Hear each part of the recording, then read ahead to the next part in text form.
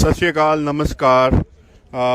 हम लोग अभी लाइव हैं गाजीपुर बॉर्डर। बहुत सारे आपके संदेश आ रहे थे कि गाजीपुर बॉर्डर के ऊपर हालात कैसे हैं और क्या चल रहा है। उधर पुलिस ने बहुत सारी ज़बरदस्ती करी है, लाठीचार्ज करा है, वैसे बहुत सारे सवाल थे। और अभी हम जो गाजीपुर बॉर्डर के ऊपर हमारा मंच है, मंच के बिल्कुल आगे हम खड़े हैं। मंच भी देखिए और मंच के ऊपर हमारा नेशनल फ्लैग सबसे ऊपर लगा हुआ है। इधर भी फ्लैग लगे हुए हैं और इधर हमारे आगे किसान भाई, किसानों को प्यार करने वाले यहाँ पे सो भी रहे हैं। और आप इधर देख सकते हैं सभी लोग खड़े भी हैं चारों ओर। और हमारे साथ अभी बात करने के लिए धर्मेंद्र भाई हैं और केस्ट कैद जी के साथ बहुत समय से वो साथी हैं। धर्मेंद्र भाई, आप बताइए कि कैसे कैसे सहारा, जो एक तो कल इलेक्ट्रिसिटी चले गई, उसके बाद आज बहुत सारे रूमर्स फैलाए गए, और क्या क्या हुआ सुबह से लेके अब तक। देखिए, ये प्लानिंग कल रची गई और ये भारतीय जनता पार्टी द्वारा प्रायोजित प्लानिंग थी। कल 11 बजे के आसपास लाइट काट दी गई। राकेश टिकैत जी बहुत महत्वपूर्ण बैठक में सिंगो बॉर्डर गए थे। कुछ लोगों का मुझे फोन आता है कि भाई आज राकेश टिकैत जी को आप उधर ही रखो। वो ऐसे लोग थे जिनका आंदोलन से बहुत ज्यादा वास्ता नहीं है। मैं कहा भाई क्यों रखे? कह रहे वो कभी सिंगो बॉर्डर रुके नहीं, उनको कहो आज वहीं रुके, सबसे मिले काम करें। जब 3-4 वैसे फोन आए तो मेरा माथा ठनका। उसके बाद जब लाइट काटी गई तो हमें लगा कि ये बिल्कुल क्लियर कट है कि आज कुछ होने वाला है। और उसका तरीका इन लोगों ने ये सोच लिया है कि राकेश टिकैत यहाँ नहीं होंगे तो शायद गिरफ्तारी आसान होगी। हमने राकेश टिकैत जी को कहा कि आप किसी भी तरह से वहां से निकलिए। उनके पास जो सुरक्षा के लोग थे उनको भी हमने अलग किया और वो कुछ बीच में काम थे।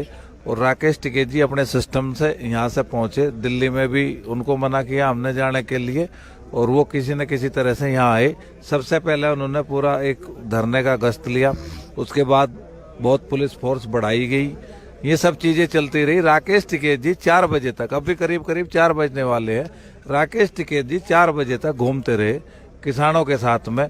लाइटों के लिए हमने अपने ट्रैक्टर स्टार्ट करवाए, लाइटें जलवाई। हमें पता था कि प्रशासन गिरफ्तारी चाहता है, लेकिन हमने प्रशासन के कुछ लोग आए, उन्हें भी स्पष्ट मैसेज दिया कि अगर रात में कुछ भी हुआ तो अगर यहाँ पे लोग मरते हैं तो आप हिंसा करोगे, उसकी जिम्मेदारी हमारी नहीं होगी। कल इस पे बात करेंगे।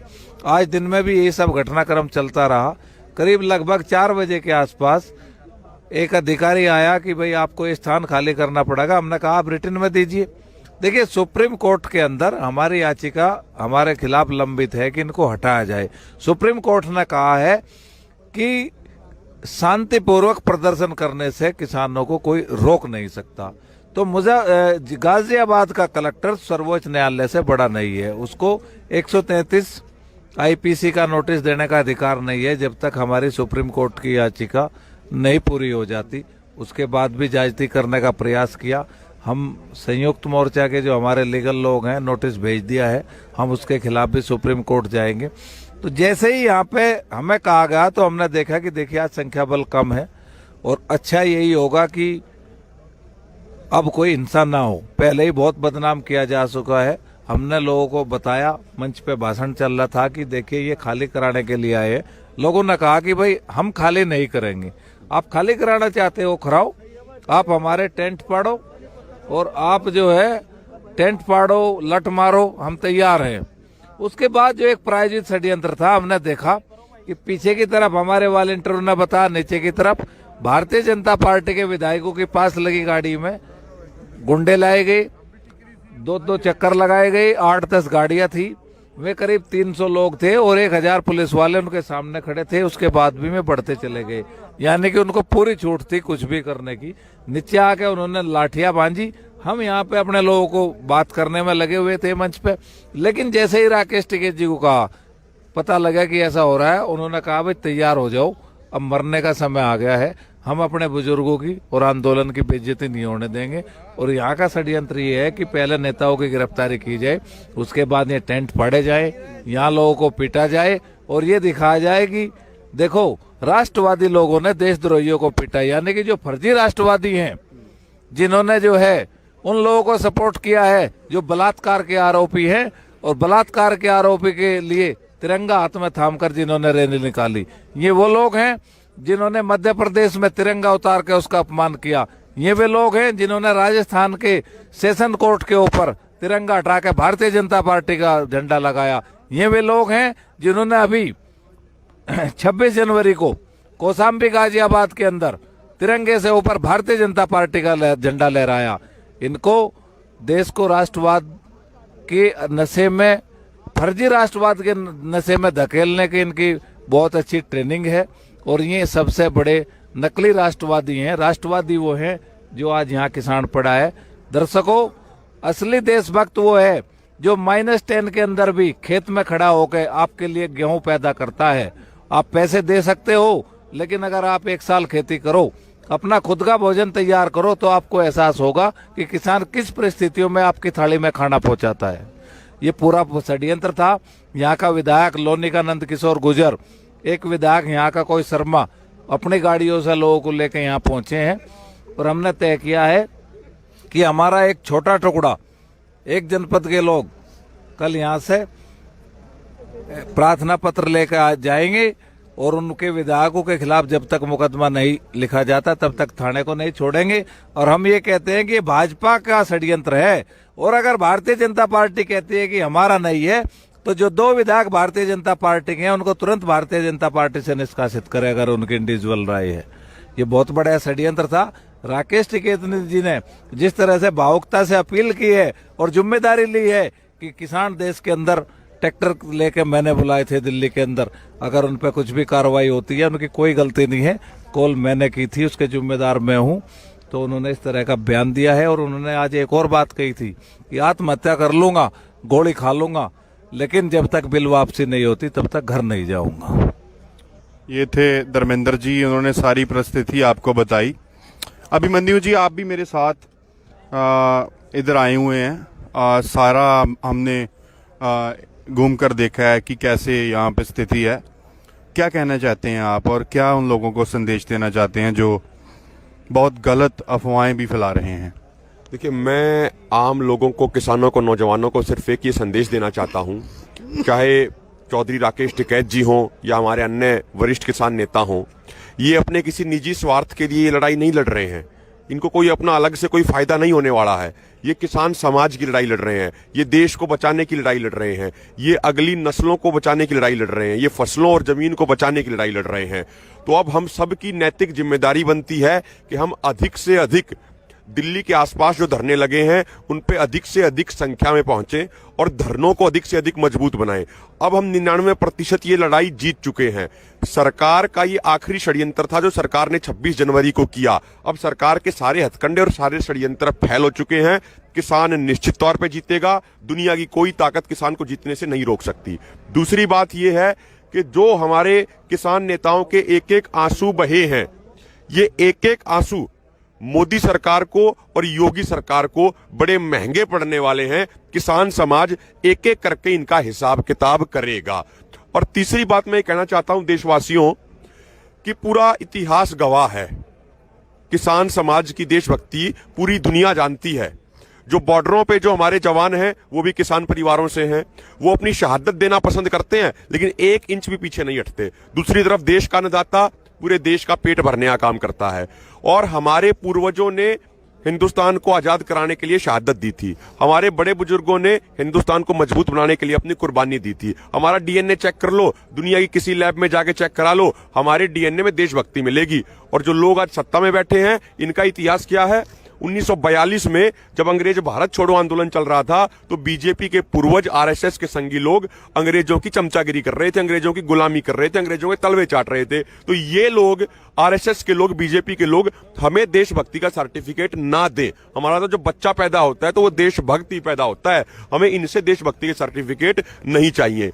और अंतिम बात, जो हमारा डीएनए है, जो हमारा खून है, वो चौधरी चरण सिंह, ताऊ देवीलाल, बाबा टिकैत, शहीद आजम भगत सिंह, सुभाष चंद्र बोस इनका है।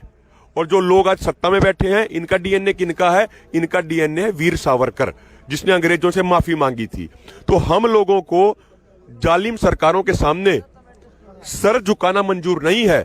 हम सर कलम तो करा लेंगे, लेकिन सर नहीं झुकाएंगे। और सत्ता में बैठे लोगों को माफी मांगना इनकी पुरानी आदत है। ਮਿੰਟੂ ਜੀ ਤੁਸੀਂ ਵੀ ਇੱਥੇ ਦੇਖਿਆ ਸਾਰਾ ਕੁਝ,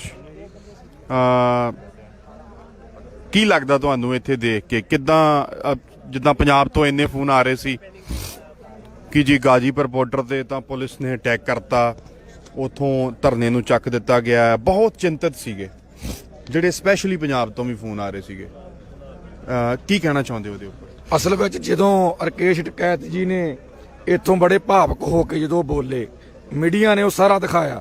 ਉਹ ਪੂਰੇ ਦੇਸ਼ਾਂ ਵਿਦੇਸ਼ਾਂ ਵਿੱਚ ਜਾਣੀ ਦੇਖਿਆ, ਪੰਜਾਬ ਦੇ ਵਿੱਚ ਵੀ ਦੇਖਿਆ ਗਿਆ। ਪੰਜਾਬ ਤੋਂ ਫੋਨ ਆਏ, ਟੈਲੀਫੋਨ ਆਏ, ਔਰ ਅਸੀਂ ਸਿੰਘੂ ਬਾਰਡਰ ਸੀ। ਜਦੋਂ ਸਾਨੂੰ ਵੀ ਮੇਰੇ ਦੋਸਤਾਂ ਮਿੱਤਰਾਂ ਦੇ ਫੋਨ ਆਏ, ਕੈਨੇਡਾ ਤੋਂ ਵੀ ਆਏ, ਪੰਜਾਬ ਤੋਂ ਵੀ ਆਏ ਕਿ ਇਸ ਤਰ੍ਹਾਂ ਹੋ ਰਿਹਾ ਗਾਜੀਪੁਰ ਬਾਰਡਰ ਤੇ ਪੁਲਿਸ ਕਬਜ਼ਾ ਕਰ ਰਹੀ ਆ। ਪਰ ਅਸੀਂ ਉੱਥੇ ਬੈਠੇ ਸੀ, ਅਸੀਂ ਉਹਦੀ ਘੋੜੀਆਂ ਭਜਾਈਆਂ, ਅਸੀਂ ਗਾਜੀਪੁਰ ਬਾਰਡਰ ਅੱਧੀ ਰਾਤ ਇੱਥੇ ਪਹੁੰਚੇ ਆ। ਔਰ ਧੰਨਵਾਦ ਵੀ ਕਰਦਾ ਮੈਂ ਤੁਹਾਡਾ ਬਲਜੀਤ ਸਿੰਘ, ਜਿਹੜੇ ਆਈਟੀ ਸੈੱਲ ਦੇ ਸਾਡੇ ਇੰਚਾਰਜ ਨੇ, ਆਪਣੀ ਟੀਮ ਲੈ ਕੇ ਇੱਥੇ ਆਏ ਆ। ਔਰ ਸਵੇਰ ਦੇ 4 ਵਜੇ ਹੋਏ ਆ, ਅਸੀਂ ਸਾਰਾ ਮੰਜ਼ਰ ਉਹ ਦੇਖਿਆ, ਦੇਖ ਰਹੇ ਆ ਸਾਰਾ ਉਹ ਧਰਨਾ ਦੇਖਿਆ ਬਾਰਡਰ ਤੇ। ਸਾਰੇ ਕਿਸਾਨ ਚੜ੍ਹਦੀ ਕਲਾ ਦੇ ਵਿੱਚ ਆ। ਉਹ ਸਾਰੀਆਂ ਝੂਠੀਆਂ ਫਾਹਾਂ ਸੀਗੀਆਂ। ਔਰ ਸਾਡੇ ਰਕੇਸ਼ ਟਕੈਤ ਜੀ ਕੋਲ ਅਸੀਂ ਬੈਠੇ ਆਏ, 2 ਘੰਟੇ ਸਟੇਜ ਕੋਲੇ ਤੇ ਬਹਿ ਕੇ ਆਏ ਆ, ਉਹਨਾਂ ਨਾਲ ਗੱਲਬਾਤ ਕੀਤੀ। ਉਹ ਪੂਰੀ ਚੜ੍ਹਦੀ ਕਲਾ ਦੇ ਵਿੱਚ ਆ। ਉਹਨਾਂ ਨੇ ਪੁਲਿਸ ਨੂੰ ਕਹਿਤਾ, ਪ੍ਰਸ਼ਾਸਨ ਨੂੰ ਕਹਿਤਾ ਕਿ ਮੇਰੀ ਇੱਥੋਂ ਲਾਸ਼ ਤਾਂ ਜਾਊਗੀ, ਮੈਂ ਜਿੰਦਾ ਜਾਨ ਇੱਥੋਂ ਨਹੀਂ ਜਾਊਂਗਾ, ਮੈਂ ਆਪਣੇ ਕਿਸਾਨਾਂ ਨੂੰ ਛੋੜ ਕੇ ਨਹੀਂ ਜਾਊਂਗਾ। ਉਹਨਾਂ ਚਿਰ ਨਹੀਂ ਜਾਊਂਗਾ ਇੱਥੋਂ ਜਿੰਨਾ ਚਿਰ ਤਿੰਨੇ ਆਰਡੀਨੈਂਸ ਬਿੱਲ ਜਿਹੜੇ ਕਾਨੂੰਨ ਜਿਹੜੇ ਵਾਪਸ ਨਹੀਂ ਹੁੰਦੇ, ਉਹਨਾਂ ਚਿਰ ਇੱਥੋਂ ਨਹੀਂ ਜਾਵਾਂਗੇ। ਪੂਰੀ ਚੜ੍ਹਦੀ ਕਲਾ ਵਿੱਚ ਮੋਰਚਾ, ਸਾਨੂੰ ਬਹੁਤ ਇੱਥੇ ਆ ਕੇ ਸਕੂਨ ਮਿਲਿਆ, ਸਾਨੂੰ ਚੜ੍ਹਦੀ ਕਲਾ ਵਿੱਚ ਕਿਸਾਨ ਮਿਲੇ। ਔਰ ਇਹੋ ਜਿਹੇ ਕਿਸਾਨਾਂ ਕਰਕੇ ਮੈਂ ਸਮਝਦਾ ਇਹੋ ਜਿਹੀਆਂ ਜੰਗਾਂ ਜਿੱਤੀਆਂ ਜਾਂਦੀਆਂ। धन्यवाद। अक्षय जी, क्या संदेश देना चाहते हैं आप यूपी, हरियाणा, पंजाब, राजस्थान और एमपी के किसानों को? क्या संदेश है आपका? देखिए, सबसे पहले तो बड़े दुख की बात है जिस सरकार का ध्यान जो किसान आज मांग कर रहे हैं और 2 महीने से सड़कों के ऊपर ठिठुरती ठंड में बैठे हैं, आप देख भी सकते हैं यहाँ पे, तो वो उस सरकार का उस प्रोसेस के ऊपर, उस प्रक्रिया के ऊपर मंथन होना चाहिए कि इस किसानों की मांगों को कैसे माना जाए। लेकिन जो सरकार का मंथन है वो इस चीज के ऊपर है कैसे इस आंदोलन को तोड़ा जाए। तो बड़े दुख की बात है, जो सरकार हमने बनाई, जो सरकार इस जनता ने बनाई, आज वो इस जनता को हरा के सरकार खुद जीतना चाहती है। जो लोकतंत्र का आनंद है, जो संविधान का आनंद है, जो बाबा साहब अम्बेडकर ने बनाया था। और उसके साथ साथ मैं सिर्फ इतना ही कहना चाहूँगा पूरे अपने सभी नौजवान भाइयों को, भाइयों जो 40 लोग हैं ना, तो ये इनका आंदोलन है, ना पंजाब का, ना हरियाणा के, सब पूरे भारत का है और पूरे भारत की जनता का आंदोलन है। तो इस आप सबसे बस यही निवेदन है, जब पूरे देश का, पूरे भारत की जनता का आंदोलन है तो आप सब इसका हिस्सा बनिए। अगर आज किसान जीतेगा तो पूरा देश जीतेगा, अगर किसान हारा तो हिंदुस्तान हार जाएगा। और अंत में इतनी बात कहना चाहूँगा, भाइयों इस आंदोलन में शामिल हो, शांति प्रिय तरीके से शामिल हो, कोई भी ऐसी घटना ना हो जिससे हमारे देश के संविधान, लोकतंत्र के ऊपर कोई ठेस पहुंचे। और शांति प्रिय तरीके से इस आंदोलन को हम जीतेंगे निश्चित तौर पर। और जो तानाशाह घमंड में है, उस घमंड को चूर चूर करके, उस घमंड को किसान अपनी जूतियों के नीचे रगड़ के घर वापसी करेगा, उससे पहले घर वापसी नहीं करेगा। शुक्रिया। मैं आपको ये भी दिखाना चाहता हूँ इधर कि जो लोग किसानों के ऊपर क्वेश्चंस रेज करते हैं कि वो तो षड्यंत्र रचने वाले किसान उधर बैठे हुए हैं, 5 स्टार होटलों में रहते हैं, कमरों में रहते हैं। आप ये पिक्चर भी देखो, और मीडिया को भी मैं चाहता हूँ कि ये पिक्चर भी दिखाइए कि इतनी सर्दी में आसमान बिल्कुल खुला है और ये हमारे भाई किसान, ये देखिए ऐसे ही सड़कों के ऊपर सो रहे हैं। तो मैं ये बात चाहता हूं कि ये सब सारी चीज़ें भी मीडिया को दिखानी चाहिए कि हम लोग कैसे यहाँ पे सरवाइव करते हैं, कैसे हर रोज़ हम समस्याओं को फेस कर रहे हैं, बिना कारण, बिना किसी भी वजह से हम लोग यहाँ पे नहीं बैठे हुए, कानून वापसी के लिए बैठे हुए हैं। और हम षड्यंत्र रचने वाले किसान नहीं हैं। हम यहाँ पे अपने हकों के लिए बैठे हुए हैं और हमने आप सभी को गाजीपुर बॉर्डर की जो सिचुएशन थी बताई है, बिल्कुल ठीक है, शांतिपूर्वक है, शांतिपूर्वक रहेगी। ज़्यादा से ज़्यादा यहाँ पे आप हिस्सा लीजिए और बड़े पैमाने में यहाँ पे आके अपना जो सहयोग है वो संयुक्त किसान मोर्चे को दीजिए। धन्यवाद।